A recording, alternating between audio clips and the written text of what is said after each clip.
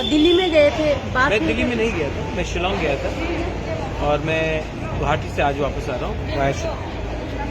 Sir Delhi से आपके पास कोई कॉल आया था क्या अभी, मतलब बीजेपी के साथ कुछ कॉल्स आए हैं, लेकिन मैंने अपना पोजीशन क्लियर रखा है कि गवर्नमेंट में बैठने के लिए 2-3 लोगों ने बात भी किया है, लेकिन हमें कॉन्स्टिट्यूशनल सोल्यूशन चाहिए।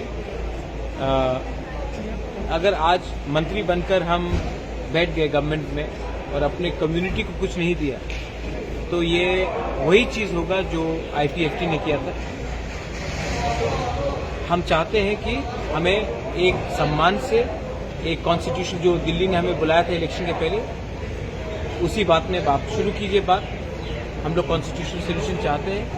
जब कॉन्स्टिट्यूशनल सोल्यूशन का बात होगा, उसी के बाद हम गवर्नमेंट के बारे में सोचेंगे, वरना बिना अपने 14 लाख तिपरासा को कुछ देकर अगर 2-3 लोगों को मंत्री बना दिया, तो ये हमारे तिपरासा, हमारे जनजाति के संग नाइंसाफी। सर ओथ टेकिंग के बारे में आप लोगों का क्या डिसीजन है अभी? वोट टेकिंग तो हम नहीं कर रहे, वोट टेकिंग तो ऑनरेबल CM मानिक शाह जी कर रहे हैं। और आपके जो MLAs हैं उनके एक हम लोग साथ तो होंगे? नहीं, हमारा तो वोट टेकिंग कल नहीं है, कल तो शायद सिर्फ मंत्रिमंडल का आप लोगों का कब है? कोई वो तो decide- जब ये लोग नोटिफाई करेंगे तभी होगा, ये तो मेरे नॉलेज में नहीं है।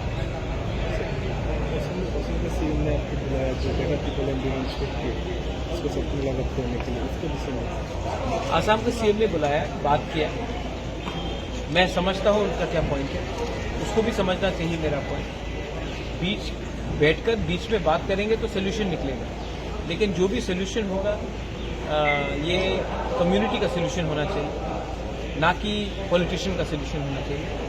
हम लोग 13 MLA बन के आए हैं, और अगर किसी को लगता है कि 30% तिपरासा को छोड़कर अगर त्रिपुरा में वो लोग राज कर सकते हैं, तो आने वाले दिन में सबको प्रॉब्लम भी होगा।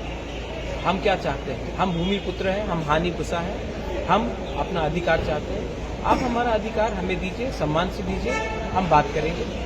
अगर आपको लगता है कि सिर्फ ये अलायंस होगा सिर्फ क्योंकि मंत्री बनना है, तब अलायंस नहीं होगा। ये अलायंस तभी होगा जब आप हमें कॉन्स्टिट्यूशनल सोल्यूशन दें। Thank you.